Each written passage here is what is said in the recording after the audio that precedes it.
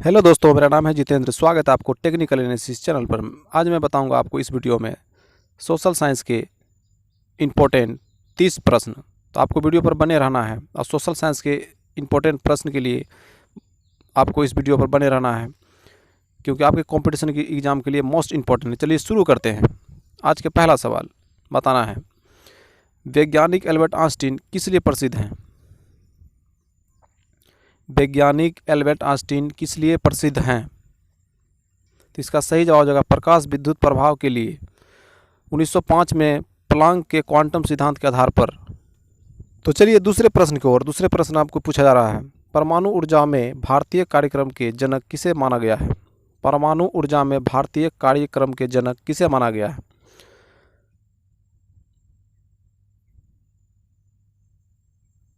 इसका सही जवाब हो जाएगा H.J. भाभा।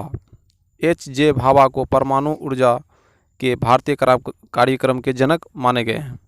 तो चलिए नेक्स्ट प्रश्न चलते हैं। अंतरिक्ष विज्ञान का अनुसंधान और विकास का श्रेय किसे जाता है? अंतरिक्ष विज्ञान का अनुसंधान और विकास का श्रेय किसे जाता है? तो चलिए इसका सही जवाब जानते हैं कि इसका सही जवाब क्या होगा। तो इसका सही जवाब हो जाएगा वी साराभाई को।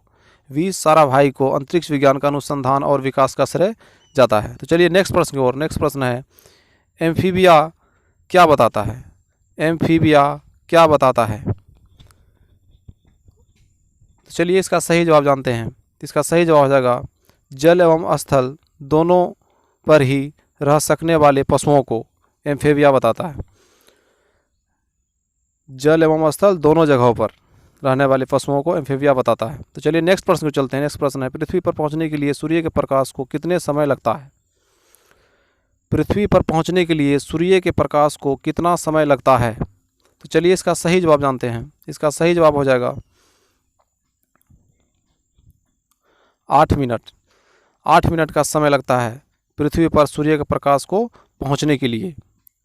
तो आप दिमाग में फिट कर ले आपके कॉम्पिटिशन। चलिए नेक्स्ट प्रश्न को चलते हैं। स्टेनलेस किस चीज़ का मिश्र धातु है?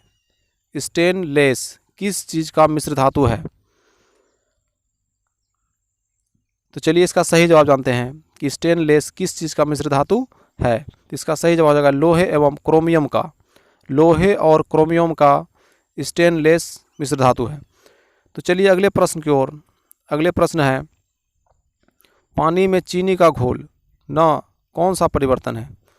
पानी में चीनी का घोल का परिवर्तन बताना है। कौन सा परिवर्तन है? पानी में जब चीनी घुल जाता है तो वो कौन सा परिवर्तन होगा? आपको जल्दी से बताना है। पानी में चीनी का घुलना कौन सा परिवर्तन है? तो चलिए इसका सही जवाब जानते हैं। तो इसका सही जवाब हो जाएगा भौतिक परिवर्तन। पानी में चीनी का घोलना भौतिकी परिवर्तन है। तो चलिए अगले प्रश्न की ओर।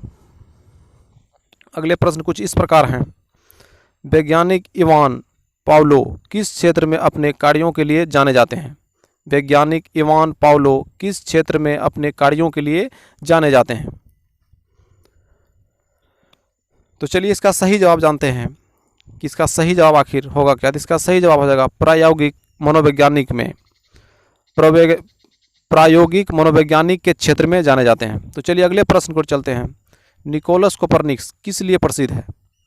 निकोलस कोपरनिकस किस लिए प्रसिद्ध है? जल्दी से बताना है आपको कि निकोलस कोपरनिकस किस लिए प्रसिद्ध हैं। तो चलते हैं इसका सही जवाब जानते हैं आखिर किस लिए प्रसिद्ध है।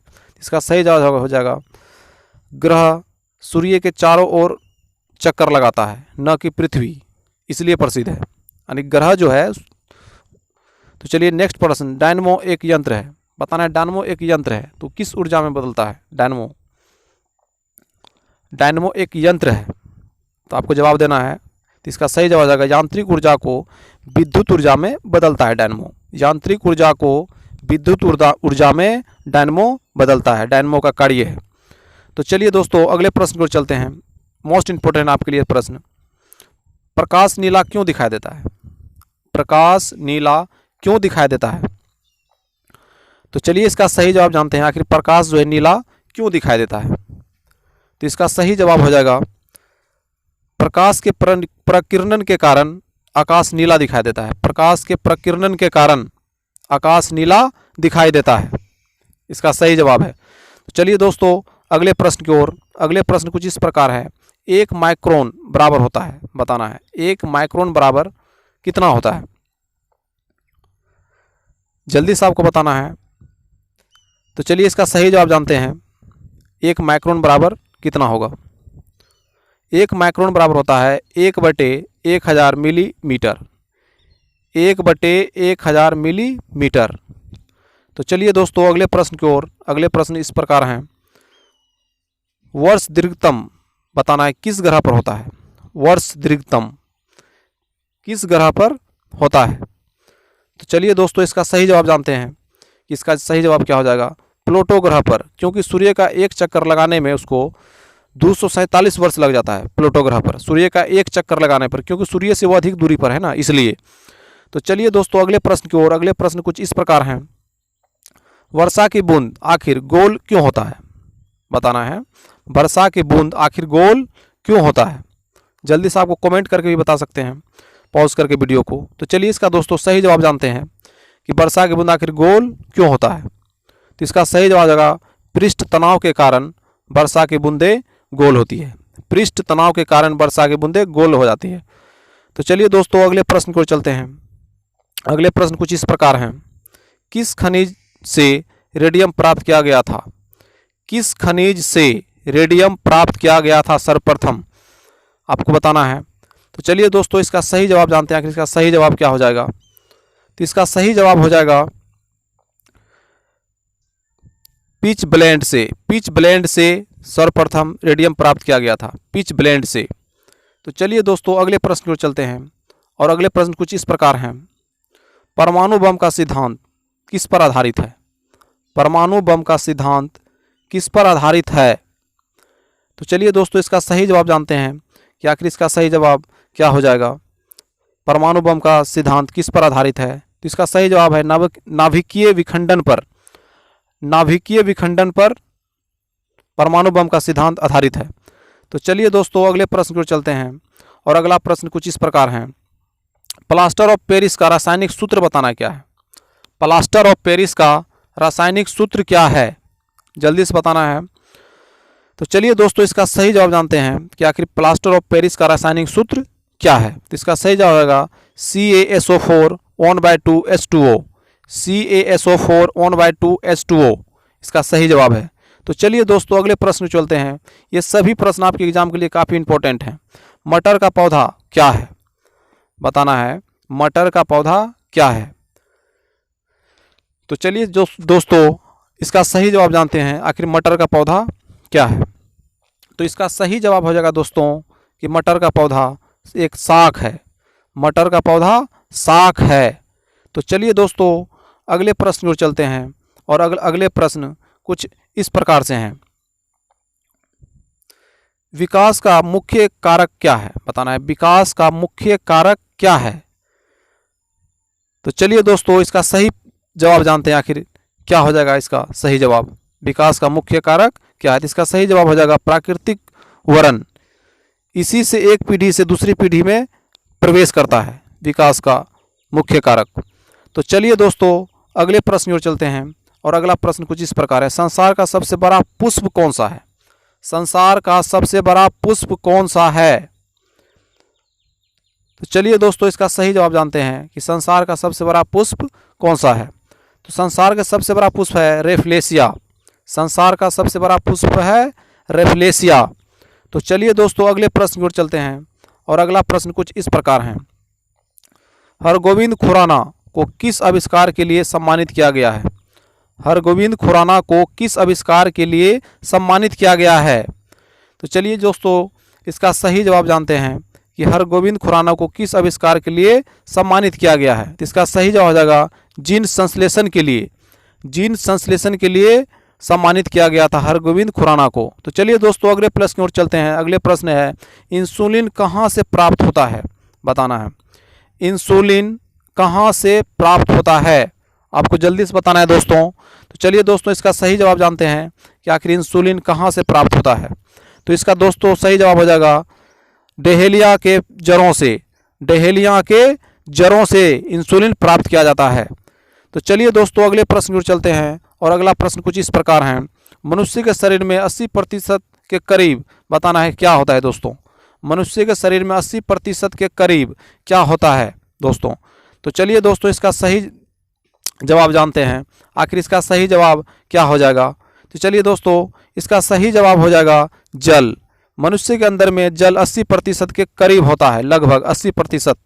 तो चलिए दोस्तों अगले प्रश्न जानते हैं। अगले प्रश्न कुछ इस प्रकार हैं। आधुनिक मनुष्य किस के पूर्वज हैं। आधुनिक मनुष्य किसके पूर्वज हैं। तो चलिए दोस्तों इसका सही जवाब जानते हैं कि आधुनिक मनुष्य किसके पूर्वज हैं। तो इसका सही जवाब हो जाएगा क्रो-मैग्नन। इसका सही जवाब होगा क्रो-मैग्नन। तो चलिए दोस्तों अगले प्रश्न की ओर चलते हैं और अगले प्रश्न कुछ इस प्रकार हैं। अगले प्रश्न है मनुष्य की खोपड़ी में कुल कितने अस्थियां होती है। मनुष्य की खोपड़ी में कुल कितने अस्थियां यानी हड्डी होती हैं। तो जल्दी आपको बताना है। तो चलिए दोस्तों हम ही बता देते हैं आपको। इसका सही जवाब हो जाएगा कि मनुष्य के खोपड़ी में कुल अस्थियों की संख्या 22 होती है। मनुष्य के खोपड़ी में अस्थियों की संख्या 22 होती है। चलिए दोस्तों अगले प्रश्न की ओर चलते हैं। अगला प्रश्न कुछ इस प्रकार है। मनुष्य के पैर की हड्डी बताना है कैसी होती है। मनुष्य के पैर की हड्डी कैसी होती है। तो चलिए दोस्तों इसका सही जवाब जानते हैं कि इसका सही जवाब क्या हो जाएगा। तो चलिए दोस्तों इसका सही जवाब हो जाएगा खोखली होती है। मनुष्य के पैर की हड्डी खोखली होती है, बीच में खोखला होता है। तो चलिए दोस्तों अगले प्रश्न की ओर और अगले प्रश्न कुछ इस प्रकार हैं। मनुष्य के जीवन काल में कितने दांत 2 बार विकसित होते हैं। मनुष्य के जीवन काल में कितने दांत है जो 2 बार विकसित होते हैं। इसका सही जवाब आपको देना है। तो चलिए दोस्तों इसका सही जवाब हम ही दे देते हैं। इसका सही जवाब हो जाएगा 20 दांत। मनुष्य के जीवन काल में 2 बार विकसित होते हैं, 20 दांत। तो चलिए दोस्तों अगले प्रश्न की ओर चलते हैं और अगले प्रश्न कुछ इस प्रकार है। मधुमक्खी कॉलोनी के सदस्य एक दूसरे को किस प्रकार पहचानते हैं। मधुमक्खी कॉलोनियों के सदस्य को एक दूसरे को जो है किस प्रकार पहचान लेते हैं। तो इसका सही जवाब दोस्तों आपको देना है। तो चलिए दोस्तों इसका सही जवाब हम ही दे देते हैं। तो दोस्तों इसका सही जवाब हो जाएगा नृत्य से या बैगल नृत्य से। वो नृत्य से अपने समूह के सदस्यों को पहचान लेते हैं। तो चलिए दोस्तों अगले प्रश्न की ओर। जल से बाहर निकालने पर मछली मर जाती है, क्यों। इसका सही जवाब देना है। जल से बाहर निकालने पर मछली मर जाती है, क्यों। तो चलिए दोस्तों इसका सही जवाब जानते हैं। इसका सही जवाब क्या हो जाएगा। इसका सही जवाब हो जाएगा सांस नहीं ले पाती मछली इसलिए मर जाती है। तो चलिए दोस्तों अगले प्रश्न की ओर। निरीशंस प्राणी किसे कहा जाता है। निरीशंस प्राणी किसे कहा जाता है। मोस्ट इंपॉर्टेंट क्वेश्चन है आपके एग्जाम्स के लिए। तो चलिए इसका सही जवाब जानते हैं कि निरीशंस प्राणी किसे कहा जाता है। तो इसका सही जवाब कछुआ को, क्योंकि इसका तापमान मौसम के अनुकूल बदलते रहता है कछुआ, इसलिए इसको निरीशंस प्राणी कहा जाता है। तो चलिए दोस्तों अगले प्रश्न की ओर और अगले प्रश्न कुछ इस प्रकार हैं। भारत का राष्ट्रीय स्तनी क्या है। भारत का राष्ट्रीय स्तनी क्या है। तो इसका सही जवाब हो जाएगा दोस्तों कि भारत का राष्ट्रीय स्तनी हो जाएगा, आपके मन में क्या है। तो इसका सही जवाब हो जाएगा बाघ। भारत का राष्ट्रीय स्तनी बाघ है। तो चलिए दोस्तों अगले प्रश्न की ओर और अगले प्रश्न कुछ इस प्रकार हैं। वायु एक क्या है बताना है। वायु एक क्या है। तो आपको जल्दी से कमेंट करके बता सकते हैं, वीडियो को पॉज करके। तो वायु एक हो जाएगा दोस्तों। तो चलिए इसका सही जवाब आपको बता देते हैं कि वायु एक, अगर आप वीडियो पर नए हैं तो चैनल को सब्सक्राइब करना ना भूलें। यौगिक के साथ साथ मिश्रण भी है। वायु एक यौगिक के साथ साथ मिश्रण भी है। तो चलिए अगले प्रश्न को चलते हैं। नींबू खट्टा किस कारण से होता है।